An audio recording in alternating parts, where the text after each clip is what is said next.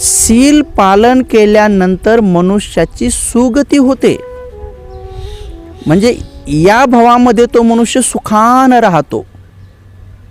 सीलेन भोग संपदा, म्हणजे या जन्मात तर तो सुखानं राहतो, पण मेल्यानंतर सुद्धा सुखपूर्वक मरण पावतो आणि सुखपूर्वक ठिकाणी उत्पन्न होतो.